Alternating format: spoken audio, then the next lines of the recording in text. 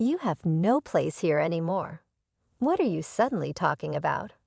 It's not sudden at all. You've always been useless. I have devoted myself to this household. That wasn't you. The mother-in-law is making a huge mistake. I am the one who has sacrificed the most for this house. As I think about this, the mother-in-law says something even more outrageous. And anyway, my eldest son and his wife are moving here because of their childbirth, so please leave by tomorrow. I haven't heard anything about that. Well, I didn't tell you, and we decided we don't need someone useless. When did you decide that? We discussed it while you were not around. It was funny seeing you live so cluelessly. This is nothing but tyranny. There's no way I can accept this. I thought my husband would be there for me, but there's no way my husband would agree to this, seeing how desperate I am. The mother-in-law laughs louder than ever before. I've known since we got married that she doesn't have good feelings towards me, but I never imagined she would think of something this terrible. It's a pity, but you can't expect that. Even he agrees that you should leave. What? Please let me talk to him first. It won't change anything, just a waste of time. I collapse to my knees. The mother-in-law peers into my face. I feel my trust and affection for my husband fading away. Now there's no need to hold back, I thought. Or really, such foolish people. If they drive me out, they won't even be able to manage living. I have the lease for the condo we're living in, which is supposed to be the in-laws' home. Moreover, I am the one paying the rent of $5,500. What happens to them is none of my concern. And now you see, there's not a single ally for you in this house. So you're telling me to leave. It will be better for you too. Go anywhere you like. I see. Understood. My decision has been made. I take out my smartphone and call the moving company. Yes, that's right. Please take care of all the furniture and appliances. What are you talking about? I'm moving out. I need to move my belongings. I see. The next day, the mother-in-law is shocked to see the movers. She and her family will see hell. I won't stop anymore. My name is Cindy Manning, and I am 43 years old this year. Currently, I am the vice president of a company I started with a friend. I live with my husband, Peter, and his mother. Peter and I met through work when I was 35. He was running a small company at the time. He was 5 years older than me and had a calm and inclusive demeanor. Will you marry me? I'm happy, but it's okay. Just leave it to me. But trust me, I had a disease in my uterus in my 20s and had it completely removed, so I can no longer have children. Nevertheless, it was comforting that he accepted it, saying it didn't matter. He was always considerate. When we went to greet the in-laws, this is Cindy. We're thinking of getting married. I see. I agree, but she's already 38, right? At that age, children. The topic of children came up, and I was startled. My heart raced and anxiety overwhelmed me. Suddenly, Peter held my hand. It felt like my heart was lightened. It's not all about children, right? Peter's right. It's not all about children. But do you have any complaints? No, not really. The mother-in-law glared at me. She looked like she wanted to say something, but was biting her lip to endure it. That was on the way back home. Well, we managed somehow. Are you sure it's okay? It's fine. My mom might have said that, but it's only for now. I couldn't help but think he was taking things too lightly. However, the saving grace was that I didn't have much to do with the mother-in-law. Then about 6 months passed. My relationship with my husband was good, and we had no particular problems. Then something unimaginable happened to the father-in-law. Why are you in such a hurry? What happened? Peter returned home from work with a pale face. It's Dad. What happened? The father-in-law had been in an accident well out and was now gone. For now, I'm going back home. Wait, I'm coming with you. We immediately headed to the in-laws' house. It took us about an hour to drive there. Upon arrival, we found that Peter's brother and his wife, Hillary, were already there. I've always found Hillary, Peter's brother's wife, difficult to deal with. This was only the second time we met, and she looked at me with disdain. "You're Cindy, right? What are you doing here? I heard that father-in-law passed away. Him, and I heard you can't have children." "What? Why do you know that?" Peter interjected before I could say more. This was supposed to be a secret, not even known to the mother-in-law yet. The fact that you know about it means, let's go see Dad first. I couldn't even look at the father-in-law's face.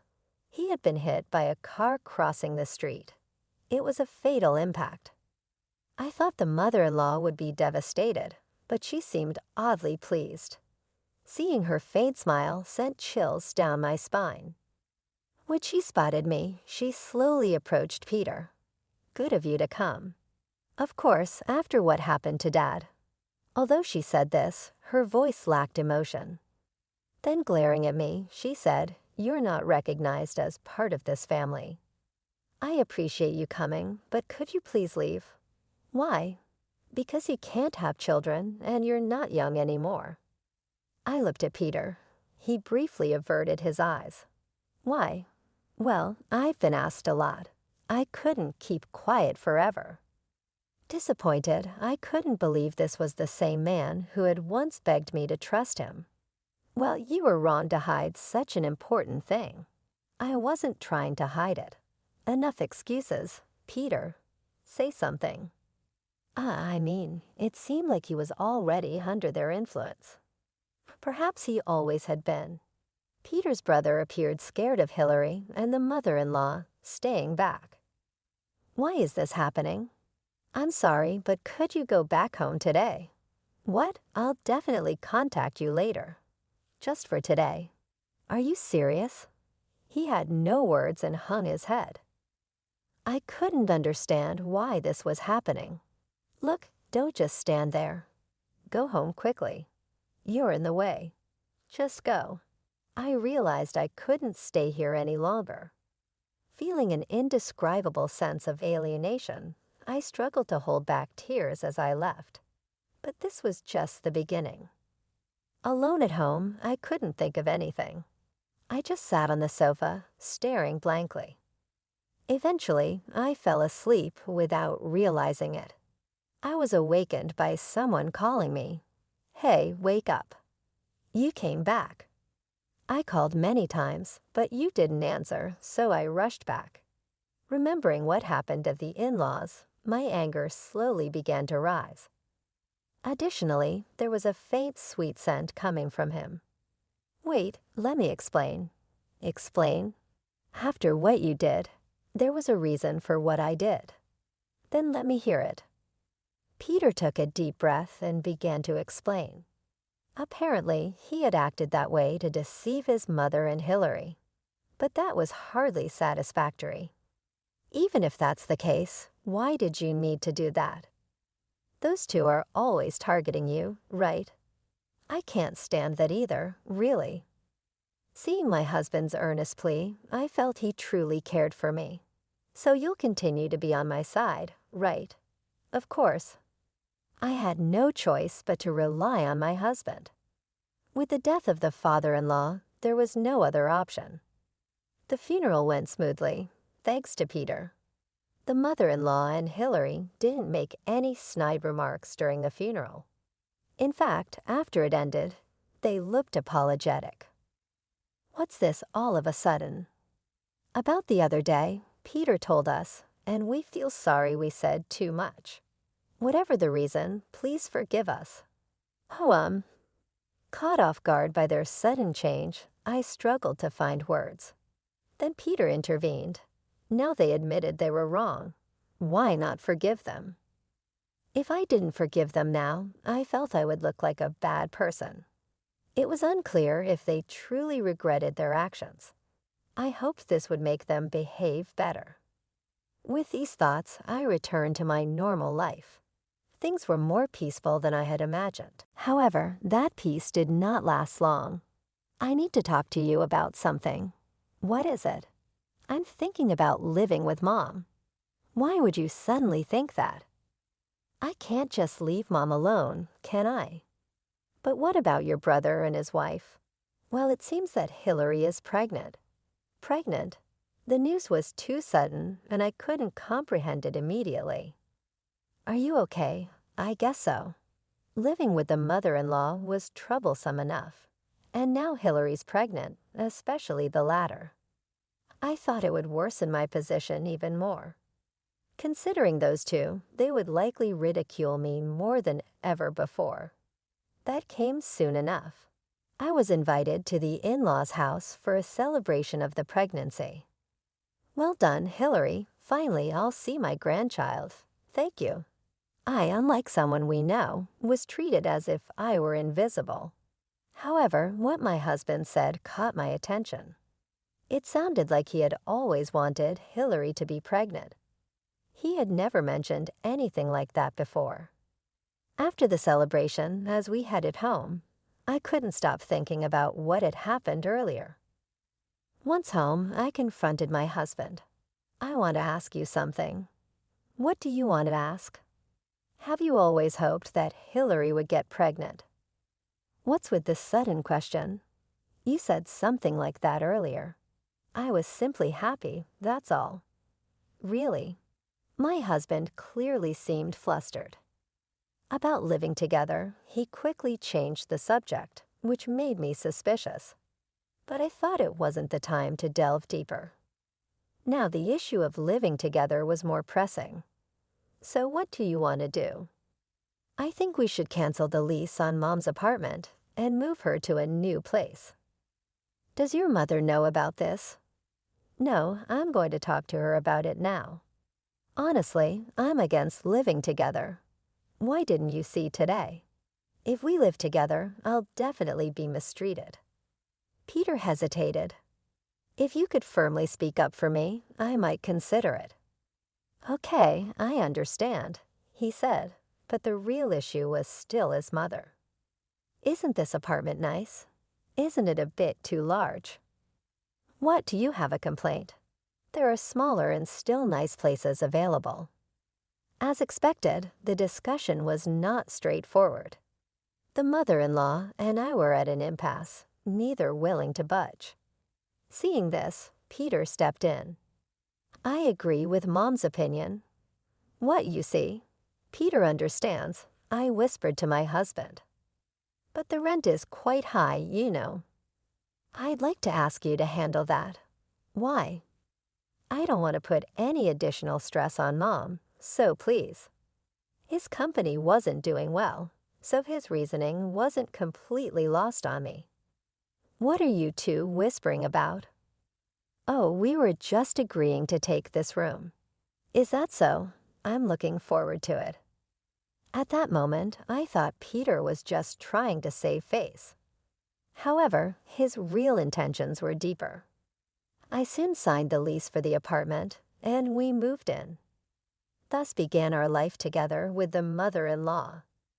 Initially, she helped with cooking, but eventually, she just waited for me to return home and stopped doing anything herself. Yet she was always ready to criticize. What are you doing? You're too slow. Is that so? Hurry up and get ready. At this rate, it will be morning. I can finish it quickly. Once I finished setting the meal on the table, she complained about every bite. Honesty, I was never very good at cooking, so I thought that couldn't be helped. How could you serve Peter such awful food? All this time, he never complained to me. I wanted to end this situation as quickly as possible without agitating her further, but in my heart, I thought, then do it yourself. Just then, Peter came home. What's going on here, Peter?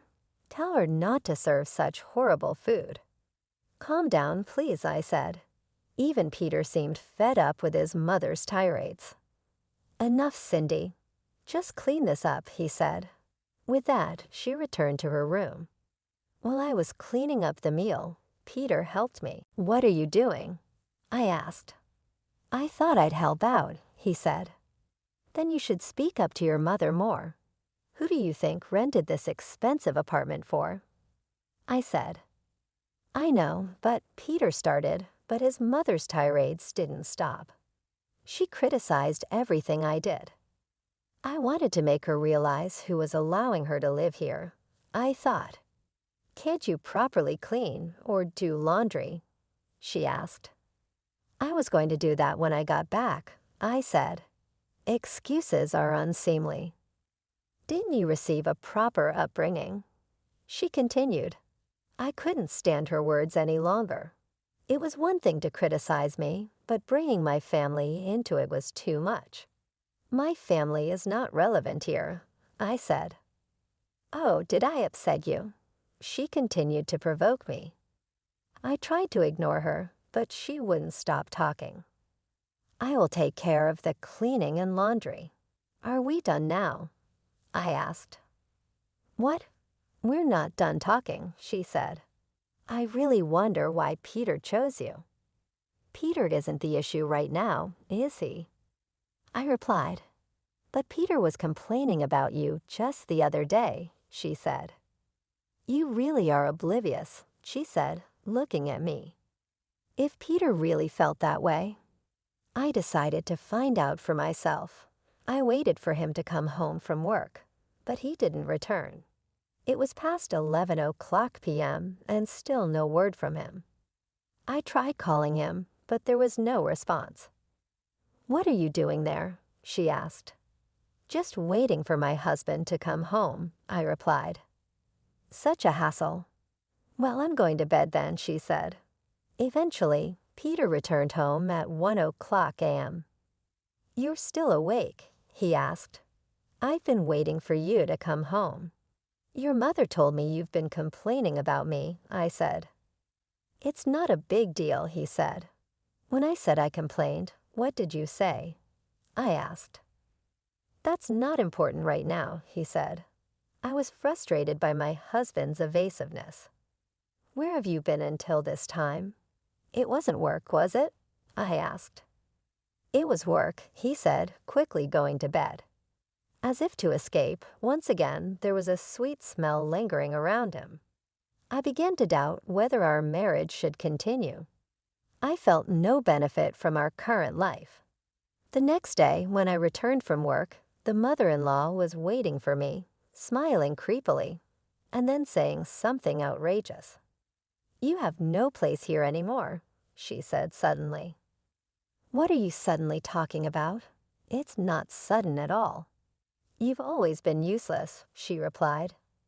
"I have devoted myself to this household," I argued. "That wasn't you," she said. The mother-in-law was making a huge mistake. "I am the one who has sacrificed the most for this house," I thought.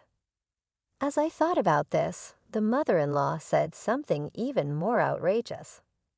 "Anyway, my eldest son and his wife are moving here because of their childbirth, so please leave by tomorrow." "I haven't heard anything about that," I said. "Well, I didn't tell you, and we decided we don't need someone useless." "When did you decide that?" I asked. "We discussed it while you were not around. It was funny seeing you live so cluelessly," she said. "This is nothing but tyranny. There's no way I can accept this," I thought. "I thought my husband would be there for me, but there's no way my husband would agree to this," I said. Seeing how desperate I am, the mother-in-law laughed louder than ever before. "I've known since we got married that she doesn't have good feelings towards me, but I never imagined she would think of something this terrible," I thought. "It's a pity, but you can't expect that even he agrees that you should leave," she said. "Please let me talk to him first. It won't change anything, just a waste of time," she replied. I collapsed to my knees. The mother-in-law peered into my face. I felt my trust and affection for my husband fading away. "Now there's no need to hold back," she said. Just then, Peter came home. I rushed to him immediately. "Your mother told me what's going on," I said. "Ah, she already talked about it," he replied. "What?" "Sorry, but you're no longer needed." Thinking about it, it's strange. You can't have kids. Strange. You knew that before we married, didn't you? I said, "I thought it was okay at first, but now I realize it was a mistake." Peter was indicating he would abandon me if that was his intention. I had my own plans. I thought, really, such foolish people, they can't even manage their lives. If they drive me out, Peter and his mother had grown too comfortable with their current life, forgetting that the apartment they lived in was actually leased under my name. Moreover, I was the one paying the rent of $5,500. What happened to them was none of my concern. And now you see, you have no allies in this house. So you're telling me to leave. It will be better for you too. Go anywhere you like," I said. I see, understood. My mind made up. I took out my smartphone and called a moving company. "Yes, that's right. Please handle all the furniture and appliances." "What are you talking about? I'm moving out." "I need to move my belongings," I said. "I see, sorry, I intended to show them hell." I was unstoppable. The next day, I had a suggestion for the mother-in-law. "The movers will be here in the afternoon. Why don't you go out somewhere?" "You're surprisingly understanding," she said. "It's just my stuff that's moving." "Indeed, that's a good idea." "Please enjoy yourselves," I replied. I sent off the mother-in-law and husband with a full smile, handing them about $500 as spending money. "You're really thoughtful, aren't you?" Peter seemed quite happy about me leaving, barely hiding his feelings. Right at 1:00 p.m., the moving company arrived. "Are you sure about this?" Peter asked. "Yes, please take everything out," I replied. These movers were the same ones I had hired when we moved here, I thought. They seemed quite surprised to be moving everything out. Several movers started carrying out the belongings. However, there was more furniture than I expected, and it was taking more time than anticipated. "What are you doing?" I quickly turned around. To my surprise, the mother-in-law and her guests, who were supposed to be out, had returned, accompanied by Peter's brother and his wife. "I'm just moving out my things." "Why are you here?" I asked. Mom wanted to see Cindy's face. "But why are you taking the other furniture too?" Peter's brother inquired. I responded with a laugh. "I told you I'm moving out my stuff. Did you forget?" But I didn't hear anything about moving everything out. Peter's brother protested. "Wait, Mother, what's going on?" "I don't understand how it came to this," Peter exclaimed. "You should ask Peter about that," I suggested. Peter then began to fumble. I didn't do anything." "That's not true, is it?" "Why don't you tell them who bought this furniture and who has been paying the rent?" "What, is that true?" Peter's brother asked incredulously. "Oh yes, it's true. Maybe you should explain better, and maybe mention that your company is struggling too," I said. While this conversation was happening, the movers finished transporting everything. "That's everything moved out. Thank you for your hard work. Please take it to the designated place," I instructed. "Understood. We'll take care of the rest later," they replied. Even the typically assertive mother-in-law was stunned, staring blankly at the now empty house. "How are we supposed to live now?"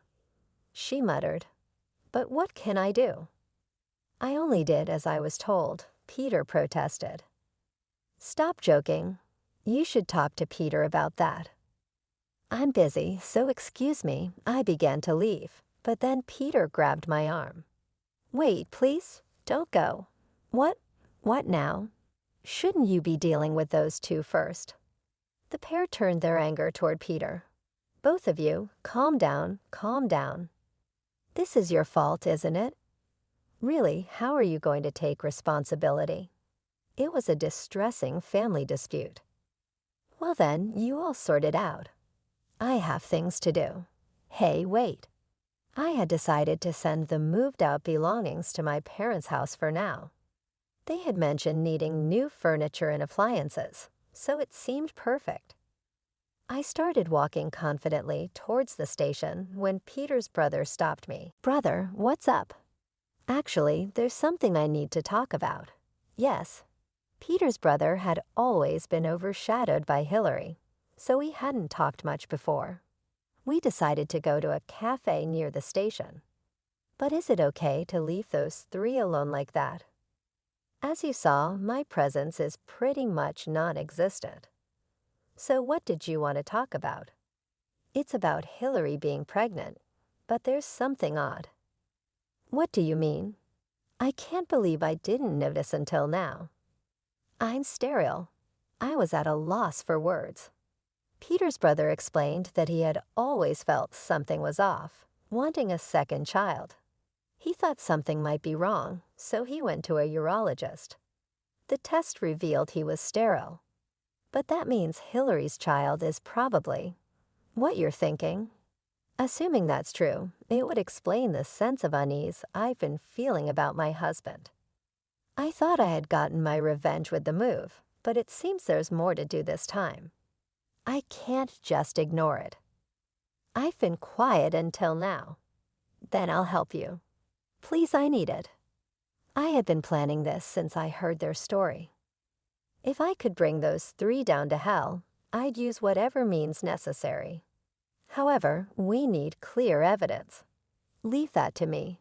I'll definitely catch them. Then should I act as if nothing is wrong? Just give me a little time. Understood.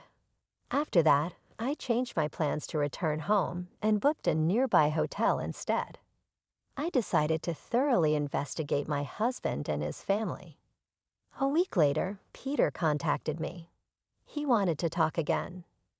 I immediately informed Peter's brother. You've heard about it, right? The talk. Yeah, about the discussion. Yes, let's expose the truth there. It'll shock your mother. And there's something else you should prepare. 2 days later, we gathered at that house. It hadn't been long, but it felt strangely nostalgic entering the house. It was as tidy as the day I left. Only a table and chairs were set up for the number of people present. Please take a seat. Thus, the family came face to face. So what's this all about today? I want you to reconsider. Reconsider. I've talked to Mom and the others. They're really sorry. That's why we want you to come back home. I sighed. They hadn't changed, nothing. In fact, we hadn't even reached a compromise at all. Is that so? I turned the question to the mother-in-law and Hillary. Yes, Peter's right. We've realized we treated you terribly. So please forgive us. Is that so? They're saying this. See, I wanted to end this farce quickly. Before we talk about forgiveness, there's something I need you to hear. What's that? This should explain everything.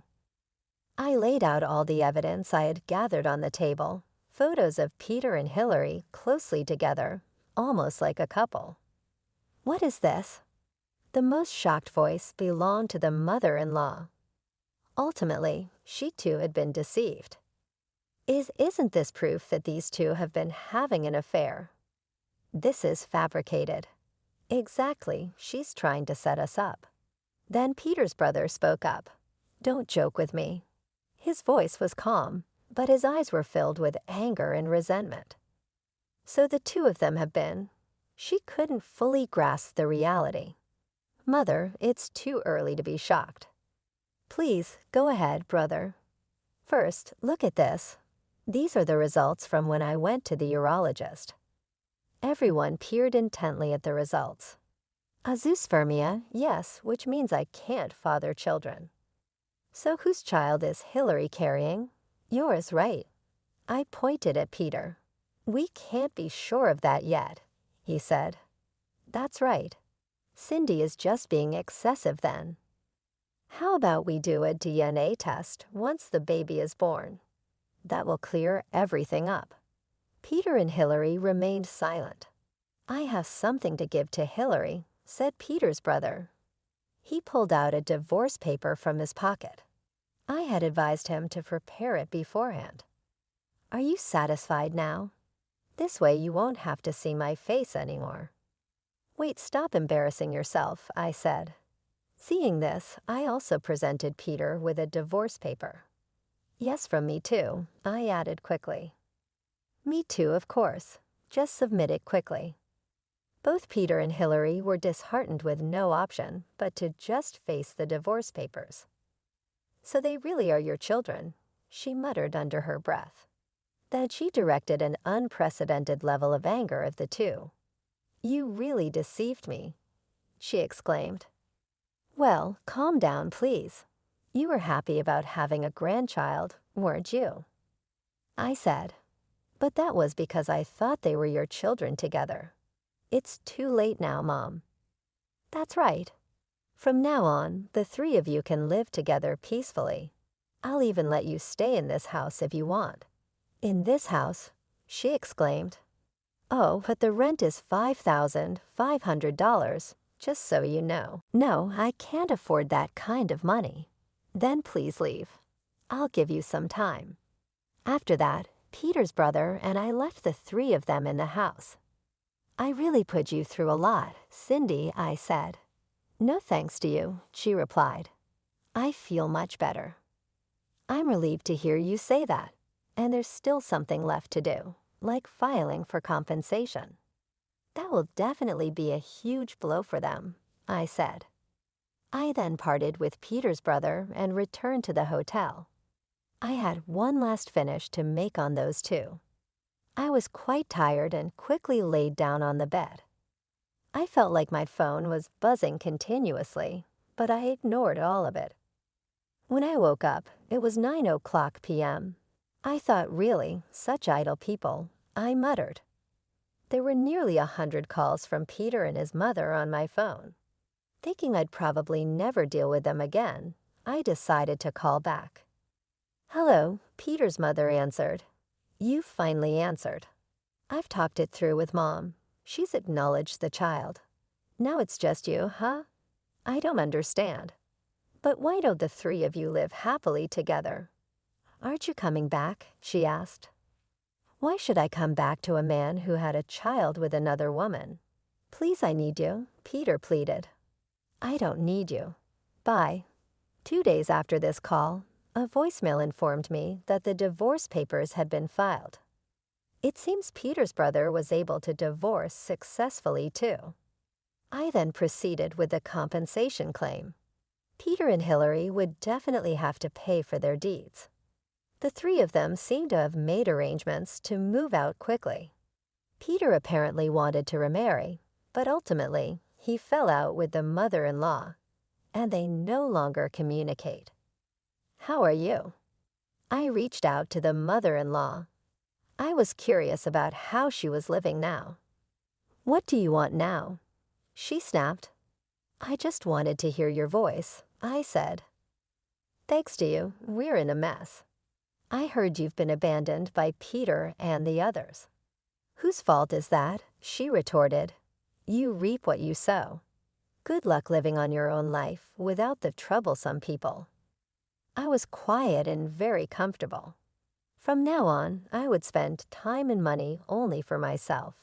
It's been a while since I looked forward to living alone.